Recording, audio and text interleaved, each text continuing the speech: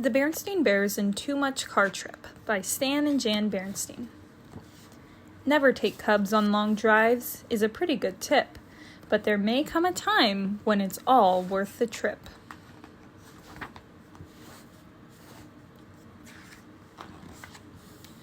It was just about vacation time for the Bear family. Brother and Sister Bear knew where they wanted to go on vacation. Brother's choice was Great Grizzly Land. "Cousin Fred's been there twice," he said. "He says it has all the biggest, steepest, fastest rides." Sister had a different idea. She wanted to go to the Wild Whitewater Kingdom. "Lizzie went there last year, and she says it's awesome. It's got a whitewater ride where everyone has to wear a bathing suit. It's got a pool that makes a huge wave, a corkscrew water slide, and—" "I'm sure those places are fun," interrupted Papa Bear, "but we're going on a different sort of vacation this year." "Oh," said Brother. "Where are we going?" "We're going on a car trip," said Papa. "As a matter of fact, I'm planning it right now on this road map." He was seated at the dining room table. He had a big map spread out on it. "A car trip," said the cubs. That's what the cubs said, but that's not what they were thinking. What they were thinking was, "Oh no, not a car trip! Not a long, boring car trip!" "A car trip to where?" asked Brother. "Your mother and I have decided that it's time for you two to see more of the country," said Papa. Sister was puzzled. "What country is that?" she asked. Papa looked up from the map. "Why, Bear Country, of course," he said. "What kind of vacation is that?" asked Brother. "We can see Bear Country any old time." "Yeah," said Sister. "We can just look out the window." "Besides," said Brother, "what's there to see?" "There's a great deal to see," said Papa, "and a great deal more to appreciate. So why don't you just sit there beside me and I'll show you where we're going on this map." They climbed up on the chairs beside Papa and looked at the map. It didn't look like much of a vacation to the cubs. It looked like just what it was, a big, boring map. "Well, what do you two think of our vacation plans?" asked Mama Bear, coming into the room with baby Honey. "Is Honey coming with us on this car trip?" asked Sister. "Goodness, no," said Mama. "She's not old enough to appreciate a trip like this. I've arranged for Honey to stay with Gramps and Gran while we're away." "Lucky Honey," thought the cubs. "She gets to have fun with Gramps and Gran while we have to go on a long, boring car trip." "You know," said Brother, "baby Honey is a lot of work. Why don't we stay and help Gramps and Gran while you two go on the car trip?" Mama and Papa didn't think that was such a good idea. They packed up and left early the next morning. After saying their goodbyes to baby Honey, Gramps, and Gran, they headed for the open road. Mama knew how the cubs felt, so she brought along things for them to do during the trip. She brought crayons, a book of mazes, some board games, but the cubs were so determined to be bored that they ignored the things Mama had brought. They just sat in the back of the car with their arms folded. Since they were looking straight ahead, the cubs didn't notice that the country around them was changing. The trees were getting bigger and wilder, the land was getting craggier. They didn't even notice the wide blue sky filled with great white clouds sailing and scudding over the broad country. But there was something they did notice, a distant roaring sound. It's hard to stay bored when there's a distant roaring sound that's getting louder and louder. "What's that roaring sound?" asked Brother. "That's Honeymoon Falls," said Mama. "It's where Papa and I spent our honeymoon." Just then they turned a corner and there it was. Tons of water were pouring over a cliff and crashing into the river below.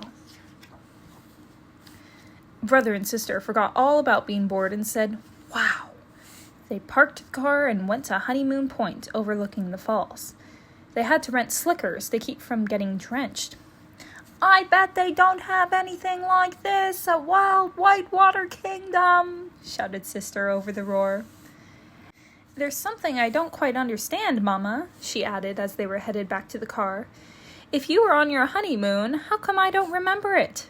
Mama and Papa just looked at each other as Brother whispered, "You weren't even born yet, silly." That gave Sister something to think about on the next leg of the car trip. "Hey, look," shouted Brother. "Soldiers fighting! They're shooting at each other." "Nothing to worry about, son," said Papa. "They're just shooting blanks. They're reenactors." Huh? What's reenactors? Asked Brother. They're folks that act out important things that happened a long time ago. What are they reenacting? Asked Sister. Papa looked at the map. I'd say it's the Battle of Beetle Creek. See that stream? That's Beetle Creek. Who was doing the fighting? Asked Brother. Folks just like us, said Papa. What were they fighting about? Asked Sister. You know, countries don't just happen, said Papa. Folks have to make them happen, and sometimes there's trouble. That's what the reenactors want us to think about. Sometimes you can learn from the past and do a better job in the future. Look over there behind that low wall. The cubs looked. See those stones? Asked Papa. They mark the graves of the soldiers who fell in battle. Brother started to say wow, but nothing came out. Sister took hold of Mama's hand and leaned against her.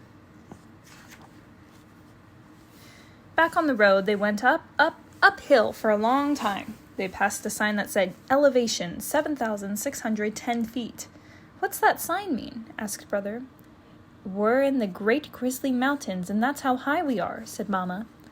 That's when they turned a corner and found themselves looking down the steepest, narrowest, windiest road they have ever seen. The wind rushed past as they plunged down the mountain. Phew, said Brother when they got to the bottom.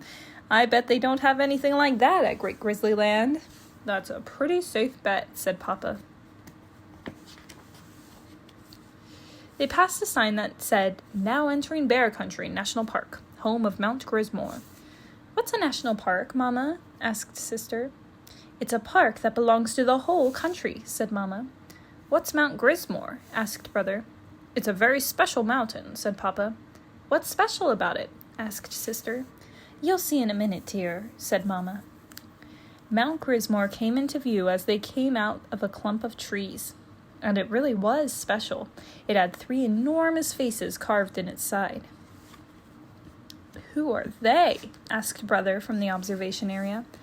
They're some of the great heroes of Bear Country history, said Papa. Their faces are carved into the mountain, so we won't forget them. Brother and Sister looked up at the great faces.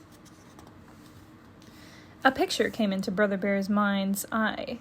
It showed 3 historic faces, but there was another one, too. It was the face of Brother Bear. A penny for your thoughts, son? Said Papa. I was just thinking about how this trip is a lot different from what I expected, he said. Of course, there were a lot more that happened during the Bear family's car trip. There were spilled drinks, bathroom stops, lots, sticky lollipops, souvenir stops, motel stops, and all the other things that usually go with car trips. But that's not what the cubs remembered. What they remembered was the big sky, the great falls, the mighty mountains, the little graveyard at Beetle Creek, and the heroes of Bear Country's history in the side of a mountain. Baby Honey Bear was asleep when they picked her up at Gramps and Gran's and headed home. You know something, Papa? Said Brother as they climbed the steps of the treehouse. We ought to take Honey on a car trip sometime, when she's old enough to appreciate it, of course. Of course, said Papa.